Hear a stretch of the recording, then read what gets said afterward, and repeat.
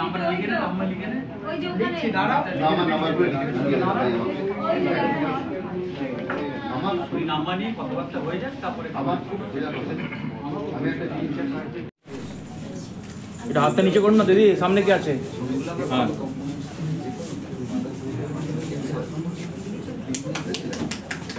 ভালো করে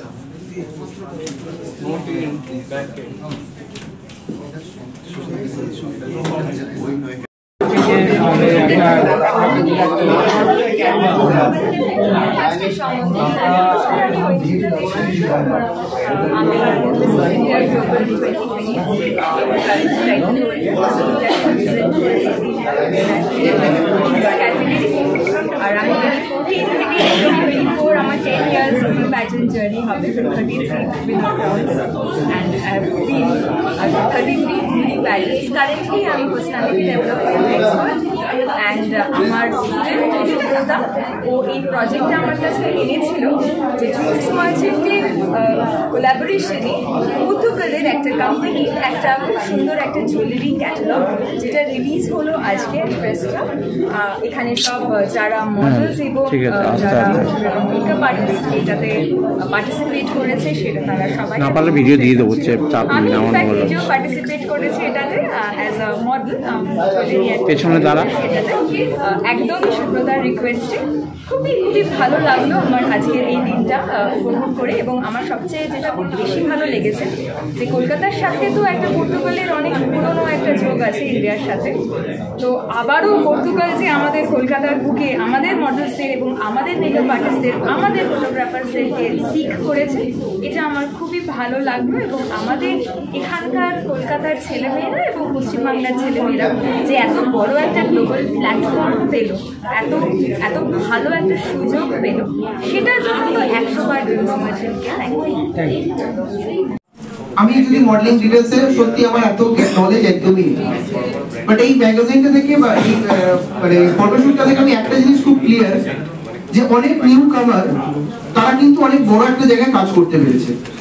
এইমাত্র একজন আমাদের সাংবাদিক বন্ধু জিজ্ঞেস করলেন যে এখানে মানে আমাদের মধ্যে একটা ভ্রান্ত ধারণা আছে, খুব একটা ভালো কথা উনি বললেন যে being a doctor I know what is my future but what should I do, but যারা মডেলিং প্রফেশন আসছেন তারা ম্যাক্সিমাম জানেন না যে তারা কেন আসছেন, তারা জানেন না তাদের ফিউচার কি হবে, তারা জানেন না এখন কিভাবে কি কাজ করতে হয়। এটা বেসিক প্রবলেম, কারণ প্যাশনেট মডেলিং আমি করেছি বা করি, এই প্রবলেমটা প্রত্যেকটা নিউ কামারের মধ্যে একদম ভেতরে টিপে টিপে ভরা থাকে।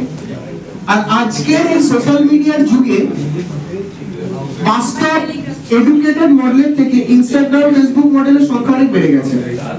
দেখা গেছে প্রপার ভাবে যে জেনে স্টাডি করে মডেলিং মানে আমি জাস্ট একটা ড্রেস পরলাম, কতটা ওপেনলি আমি খোলামেলা ভাবে দাঁড়িয়ে পড়লাম যে শুধু একটা মডেলিং, তার প্রত্যেকটা ক্যামেরা অ্যাঙ্গেল থেকে শুরু করে কিভাবে হাঁটা থেকে শুরু করে যিনি পাশে বসে আছেন প্রপার এইরকম একটা কম্পিটিশনে গেলে কতটা পুঙ্খানুপুঙ্খ জাজ করতে হয় বা জাজ করেন সেটা কিন্তু উনি খুব ভালো করে জানেন।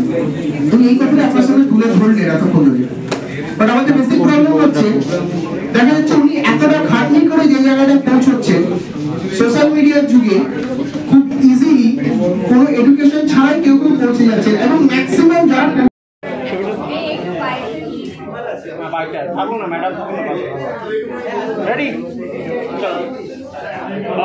ম্যাম এই ড্রিম মার্চেন্ট এর আগেও আমরা দেখেছি অনেক কাজ করছে, অনেক অনুষ্ঠান করছে ফ্যাশনের উপরে, তো আপনারা এই মুহূর্তে আজকে যে জুয়েলারি শুট হলো, তার ম্যাগাজিন শুট হলো, সেই মুহূর্তে আর কি বলবেন?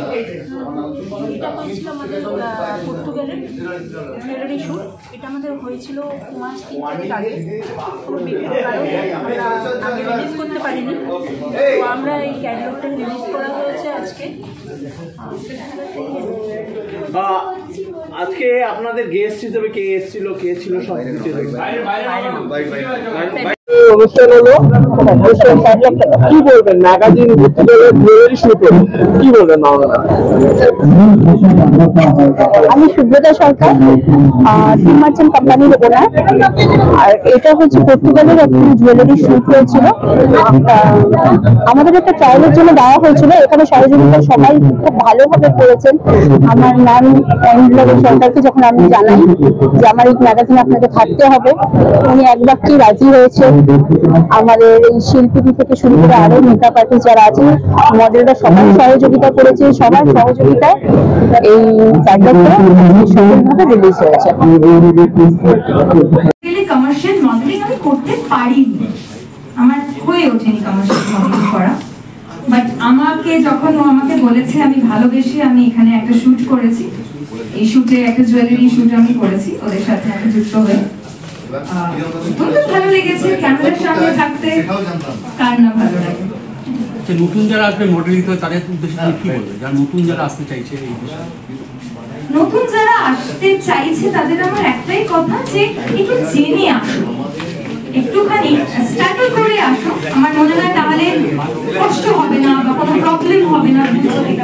কারণ অনেকেরই হতাশা চলে আসে খুব তাড়াতাড়ি, ডিপ্রেশন চলে আসে যে আমি একটা কাজ করলাম তারপরে তো কাজটা আর পেলাম না।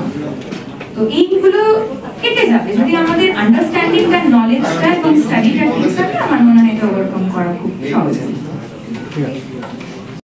আমি যদি মডেলিং ডিটেইলসে সত্যি আমার এত নলেজ একদমই নেই, বাট এই ম্যাগাজিনটা থেকে বা এই মানে ফটোশুটটা থেকে আমি একটা জিনিস খুব ক্লিয়ার যে অনেক নিউ কামার তারা কিন্তু অনেক বড় একটা জায়গায় কাজ করতে পেরেছে।